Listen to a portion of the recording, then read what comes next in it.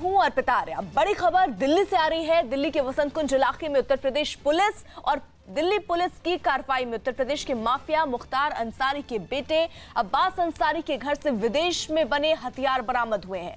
Police को Italy, Austria, Slovenia में बने रिवॉल्वर, बंदूक और कारतूस मिले हैं। अब्बास अंसारी पर एक ही हथियार के लाइसेंस पर कई हथियार रखने का आरोप भी है और इन हथियारों की कीमत करोड़ों रुपए की बताई जा रही है, जबकि 4,431 कारतूस भी बरामद किए गए हैं। अजीत हमारे साथ, हमारे सहयोगी इस वक्त जुड़ चुके हैं। अजीत, अभी कुछ साफ हो पाया कि आखिरकार ये हथियार कहां से आए? कुछ सफाई पेश हुई है उनकी तरफ से?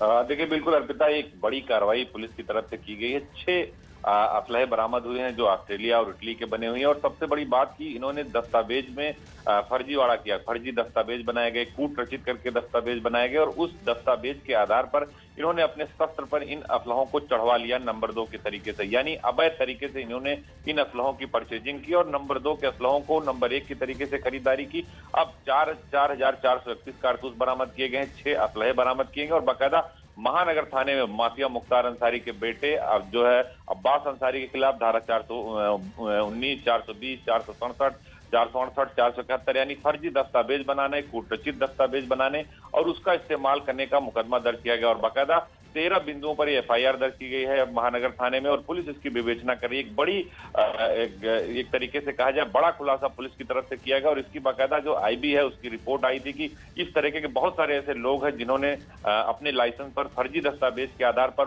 विदेशी असलहों की खरीदारी की है। यानी करोड़ों के असलहे हेराफेरी की गई है। हालांकि अब्बास अंसारी को शूटर बताया जाता है, लेकिन जिस तरह ये बसंत कुंज की घटना मिली है, लखनऊ की पुलिस इसकी बाकायदा तफ्तीश कर रही है और अब कहा जा रहा है कि इसके बारे में और कई लोगों को तलाश कर रही है पुलिस। उनसे पूछताछ करेगी कि आखिर करोड़ों के असलहे कहां से खरीदे गए और दस्तावेज बनाने में कौन कौन से लोग थे, कौन से गन हाउस के लोग शामिल थे, क्योंकि इसके पहले उत्तर प्रदेश की एफटीएफ ने कई गन हाउसों पर भी कार्रवाई की थी और यही आरोप था जो फर्जी दस्तावेज के आधार पर इटली की जो 30 की पिस्टलें होती हैं उनको चढ़ाने का आरोप था। और अब माफिया मुख्तार के बेटे अब्बास की मुश्किलें बढ़ गई हैं। अर्पिता, शुक्रिया जी। उधर राजस्थान के जोधपुर में रिश्ता पक्का करने आए 2 परिवारों के बीच जमकर मारपीट हुई। बताया जा रहा है कि लड़की के रिश्ते से मना करने के बाद दोनों पक्षों के बीच विवाद शुरू हो गया और दोनों तरफ के लोगों ने एक दूसरे पर लाठियों से हमला कर दिया।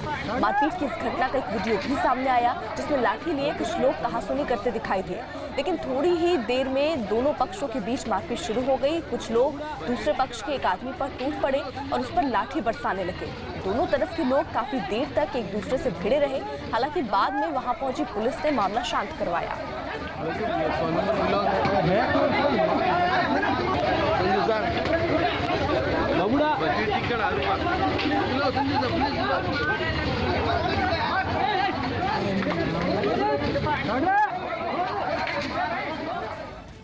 उधर उत्तर प्रदेश के वाराणसी में काशी विद्यापीठ में छात्रों के 2 गुट आपस में भिड़ गए। बताया गया कि छात्रों के दोनों गुट छात्र संघ चुनाव में अपनी धाक जमाने के लिए भिड़ गए। छात्रों के एक गुट ने दूसरे गुट के छात्रों पर अचानक हमला कर दिया। कॉलेज की बालकनी में खड़ा एक छात्र पूरी घटना का वीडियो बनाने लगा कि तभी पिटाई से बचने के लिए एक छात्र ने गोली चला दी। गोली चलते ही छात्र और भी बेकाबू हो गए और एक लड़के को पकड़कर उसकी जमकर पिटाई की। अपने साथी की पिटाई देखकर दूसरे गुट के छात्र वहां फिर से आ गए और जिसके बाद दोनों गुट एक बार फिर भिड़ गए। इस हिंसक झड़प में 4 छात्र घायल हो गए।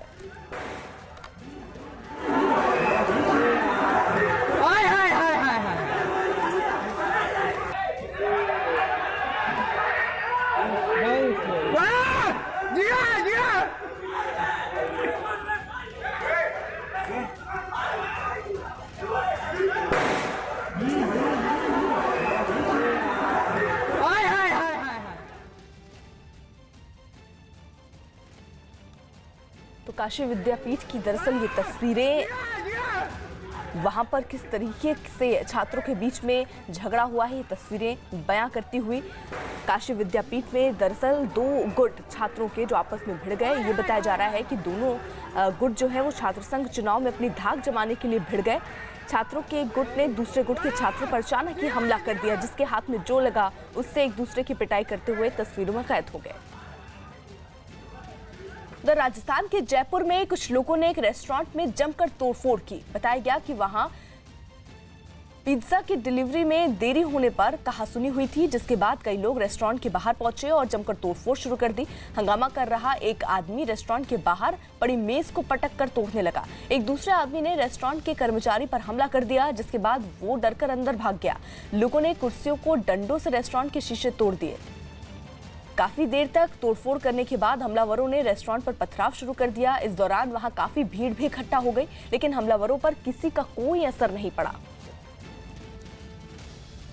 तो राजस्थान के जयपुर में दरअसल कुछ लोगों ने रेस्टोरेंट पे जमकर ये तोड़फोड़ की। पास ही लगे सीसीटीवी में ये पूरी घटना कैद हो गई। बताया गया कि पिज्जा की डिलीवरी में देरी होने पर यह कहासुनी हुई, जिसके बाद कई लोग रेस्टोरेंट के बाहर पहुंचे और जमकर तोड़फोड़ शुरू कर दी। हंगामा कर रहे एक आदमी ने रेस्टोरेंट के पास पड़ी जो मेज थी उसको पटककर तोड़ दिया। उत्तर प्रदेश के रामपुर में कांग्रेस प्रदेश अध्यक्ष अजय कुमार लल्लू की चुनावी रैली में जमकर हंगामा हुआ। अजय कुमार लल्लू वहां उपचुनाव के लिए कांग्रेस उम्मीदवार के पक्ष में प्रचार करने पहुंचे थे, लेकिन रैली में कांग्रेस से निकाले गए एक नेता फैजल लाला के समर्थक उनसे सवाल पूछने लगे।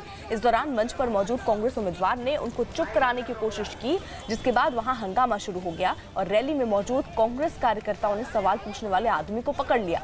बवाल बढ़ता देख वहां मौजूद पुलिस ने लाठीचार्ज कर लोगों को वहां से खदेड़ा।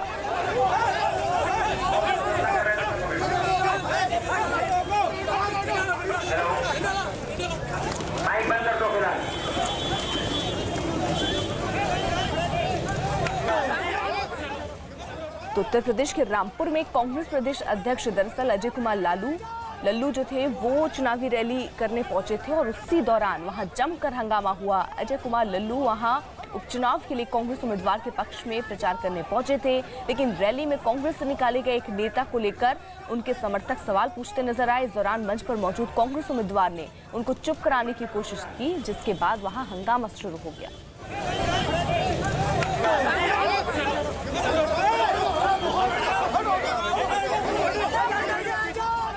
उधर उत्तर प्रदेश के मऊ में एक रिटायर्ड फौजी ने थाने के अंदर ही दारोगा की जमकर पिटाई कर दी। दारोगा ने चेकिंग के दौरान कागज नहीं होने पर फौजी की गाड़ी सीज कर दी थी, जिसकी जानकारी मिलने पर वो बाइक छुड़वाने के लिए थाने पहुंच गया, जहां उसकी दारोगा के साथ बहस हो गई। कहासुनी के दौरान रिटायर्ड फौजी पर बुरी तरह भड़क गए। गुस्साए दारोगा ने रिटायर्ड फौजी को अचानक थप्पड़ मार दिया, जिसके बाद उसने भी दारोगा पर थप्पड़ों की बौछार कर दी। दारोगा जब तक उसका हाथ पकड़ते उसने उन्हें एक के बाद एक कई थप्पड़ जड़ दिए। दारोगा को पिटता देख आसपास मौजूद लोगों ने बीच बचाव की कोशिश की और वहां से दूर हटाया।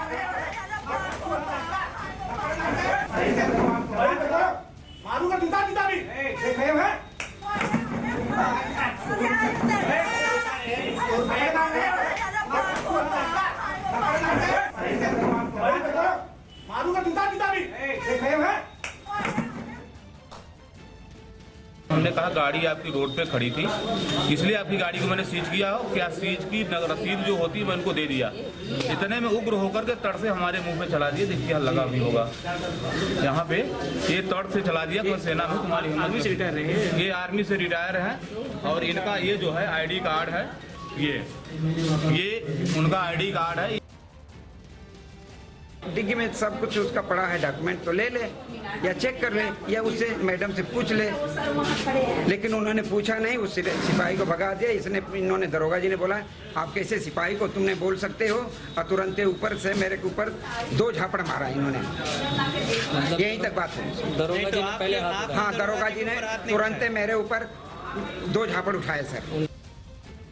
दिल्ली के पास गाजियाबाद में एक दारोगा पर महिला के साथ बदसलूकी करने का मामला सामने आया। अपने पति के साथ खरीदारी करने आई महिला की वहां मौजूद पुलिस वालों से किसी बात पर कहासुनी हो गई, जिसके बाद पुलिस वाले ने उसके पति को पकड़ लिया और उसे गाड़ी में बैठाने लगे। इस दौरान महिला ने पुलिस वाले को रोकने की कोशिश की, लेकिन वहां खड़े एक दारोगा ने महिला को जोर से धक्का दे दिया। धक्का देने के बाद महिला भी दारोगा की तरफ झपटी, लेकिन एक पुलिस वाले ने उसे ढकेलते हुए दूर कर दिया। पीछे कर इसे। बदतमीजी मत करो आप।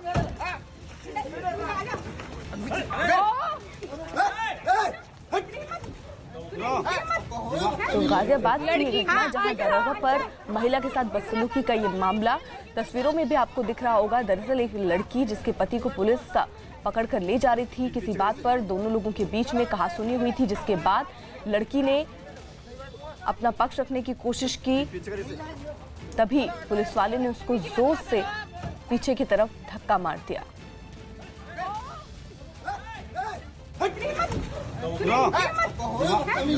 लड़की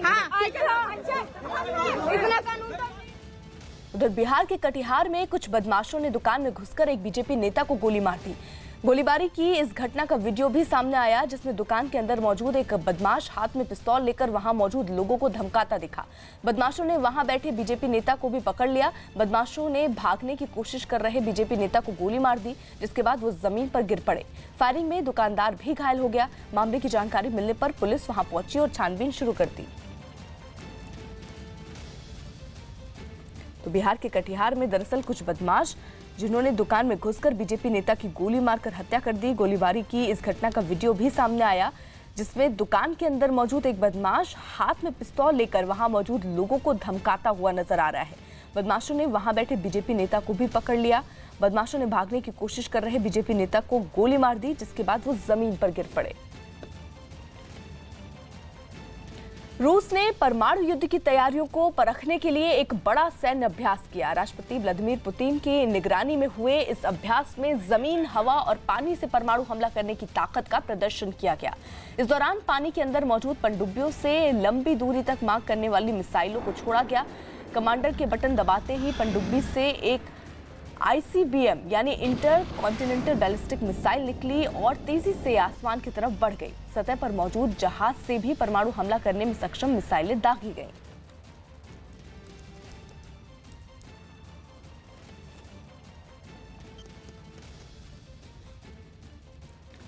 उधर राजस्थान के अलवर में नगर पालिका कार्यालय के पास एक कबाड़ा हो चुकी गाड़ी में अचानक से आग लगने से हड़कंप मच गया।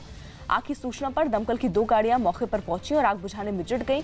करीब आधे घंटे की मशक्कत के बाद आग पर काबू पाया जा सका। इस दौरान आसपास में रहने वाले लोगों में हड़कंप मच गया।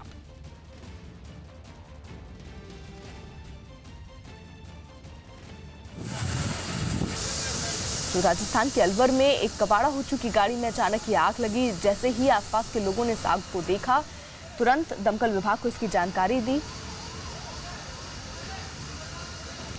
सूचना पर पहुंची दमकल की 2 गाड़ियों ने कड़ी मशक्कत के बाद आग बुझाने में वो जुट गई। करीब आधे घंटे की मशक्कत के बाद आग पर काबू पाया जा सका। आसपास के जो लोग थे उनमें उस वक्त हड़कंप मच गया।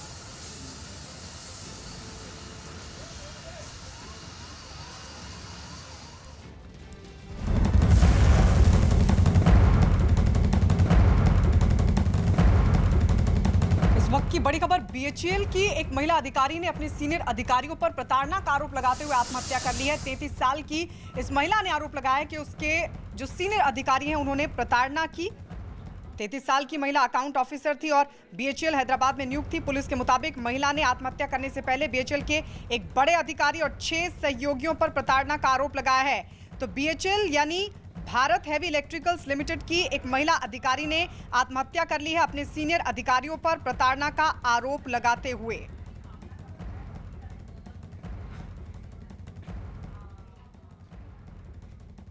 लेबनान की राजधानी बेरूत में पुलिस ने सैकड़ों प्रदर्शनकारियों पर काबू पाने के लिए आंसू गैस के गोले छोड़े। आर्थिक संकट से जूझ रहे लेबनान में सरकार ने नए टैक्स लगाने की योजना बनाई, जिसके विरोध में लोगों ने सड़कों पर उतरकर प्रदर्शन किया। लोगों ने सरकारी संस्थाओं और संसद भवन के पास प्रदर्शन किया। प्रदर्शनकारियों ने पुलिस पर पत्थर, जूते और पानी बोतलें फेंकी। पुलिस ने प्रदर्शनकारियों पर काबू पाने के लिए आंसू गैस के गोले छोड़े। इस कार्रवाई में कई प्रदर्शनकारी घायल भी हो गए।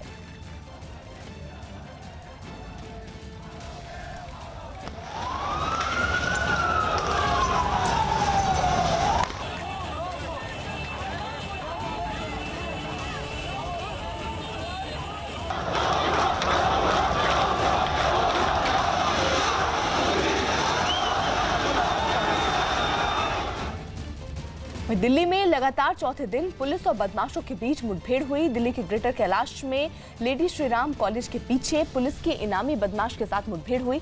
दिल्ली पुलिस ने 1 लाख के इनामी बदमाश इकबाल को मुठभेड़ के बाद गिरफ्तार कर लिया। मुठभेड़ के दौरान दोनों ओर से करीब 10 राउंड फायर हुए। पकड़ा गया बदमाश मेहरून मुल्ला गैंग का शार्प शूटर है। इकबाल ने नोएडा में 65 लाख की लूट और दिल्ली में कई वारदातों को अंजाम दिया है। तो चौथे दिन ये पुलिस और बदमाशों के बीच ये मुठभेड़ हुई। दरअसल दिल्ली के ग्रेटर कैलाश में लेडी श्रीराम कॉलेज के पीछे पुलिस की इनामी बदमाश के साथ मुठभेड़ हुई। दिल्ली पुलिस ने 1 लाख के इनामी बदमाश इकबाल को मुठभेड़ के बाद गिरफ्तार किया है। मुठभेड़ के दौरान दोनों ओर से करीब 10 राउंड फायर हुए। पकड़ा गया जो बदमाश है वो महरून मुल्ला गैंग का शार्प शूटर है। इकबाल ने नोएडा में 65 लाख की लूट और दिल्ली में कई ऐसी वारदातों को अंजाम दिया है। पुलिस को काफी वक्त से उसकी तलाश थी। उसके बाद एक बड़ी कामयाबी यहां पर पुलिस को मिली है।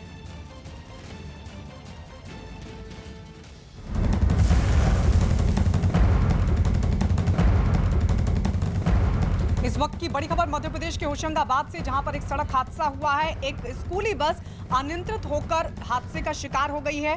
स्कूली बच्चे इस बस में सवार थे, अनियंत्रित होकर पलट गई ये बस। तेज गति के कारण ये हादसा हुआ है। असुरक्षित थी कैंपन स्कूल की बस। हम सीधे रुक कर लेते हैं हमारे सहयोगी मनोज शर्मा की तरफ, जो इस वक्त हमारे साथ फोन लाइन पर जुड़ गए हैं।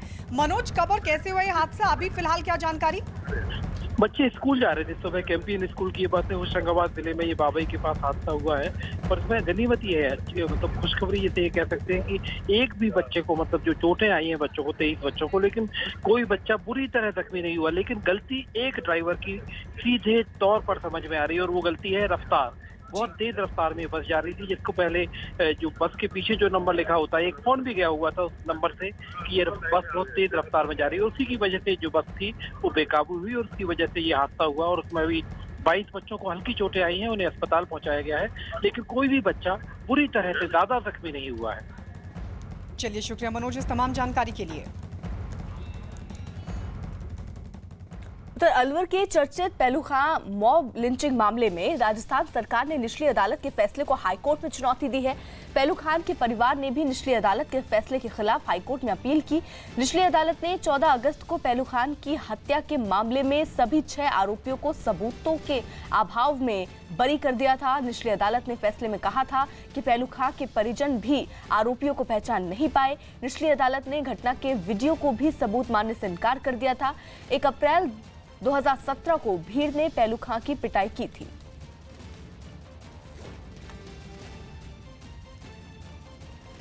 अभिनेता अमिताभ बच्चन नानावटी अस्पताल में भर्ती हैं। डॉक्टरों के मुताबिक अमिताभ बच्चन रूटीन चेकअप के लिए अस्पताल में भर्ती किए गए हैं। अमिताभ को 3 दिन पहले अस्पताल में भर्ती कराया गया था, जहां डॉक्टर उनका चेकअप कर रहे हैं। अमिताभ बच्चन पिछले 3 दिनों से मुंबई के इसी नानावटी अस्पताल में एडमिट हैं। मंगलवार की रात करीब 2 बजे के आसपास जो है लीवर में उन्हें समस्या हुई, और समस्या होने के चलते उन्हें इसी नानावटी अस्पताल में एडमिट कराया गया है। डॉक्टरों की निगरानी में एक विशेष रूम में उनका इलाज चल रहा है, उनका चेकअप चल रहा है। डॉक्टरों के द्वारा लगातार चेकअप चल रहा है। हालांकि मुंबई पुलिस और डॉक्टरों का कहना है कि चिंता की कोई बात नहीं है। ये लीवर की जो समस्या है अमिताभ बच्चन को कुली फिल्म की शूटिंग के दौरान जब चोट लगी थी उसी दौरान से रही है, और जब प्रॉब्लम होती है तो अमिताभ बच्चन जो है वो चेकअप के लिए आते हैं, और रूटीन चेकअप है ये। और इसीलिए डॉक्टरों के द्वारा पिछले 3 दिनों से उनका जो रूटीन चेकअप है वो किया जा रहा है। और साथ ही साथ ये भी देखा जा रहा है कि क्या जो समस्या है जिसके चलते अमिताभ को अस्पताल आना पड़ा है, क्या वो गंभीर तो नहीं है। लेकिन डॉक्टर और मुंबई पुलिस के लोगों का कहना है कि कोई चिंता वाली बात नहीं है, अमिताभ बच्चन ठीक हैं, बस उनका रूटीन चेकअप चल रहा है। आपको बता दें कि कुली फिल्म की शूटिंग के दौरान अमिताभ बच्चन को चोट लगी थी, और चोट लगने के चलते उन्होंने खुद बताया था कि उनका जो लीवर का हिस्सा है सिर्फ 25% काम करता है, इसलिए उन्हें इस तरह की समस्या का सामना जो है आए दिन करना पड़ता है। तो जाहिर सी बात है यहाँ पर अभी भी जो है अमिताभ बच्चन इसी नानावटी अस्पताल में जो है एडमिट हैं, और डॉक्टरों की एक टीम जो है वो एक विशेष रूम में उनकी निगरानी कर रही है। उनके परिवार के लोग लगातार उनसे मिलने आ रहे हैं। बॉलीवुड के जो लोग हैं वो खबर जैसे ही उन्हें मिल रही है कि अमिताभ बच्चन जो है वो एडमिट हुए हैं तो उन्हें देखने के लिए पहुंच रहे हैं। लेकिन यहाँ पर अंदर जाने की मनाही है, अंदर जो सिक्योरिटी की वजह से अंदर जाने की मनाही है। लेकिन ये चीज़ कंफर्म है कि अमिताभ बच्चन पिछले 3 दिनों से यहाँ पर एडमिट हैं, और उनका रूटीन चेकअप डॉक्टरों के द्वारा किया जा रहा है। कैमरामैन स्वप्निल के साथ दिवाकर सिंह, न्यूज़ इंडिया, मुंबई।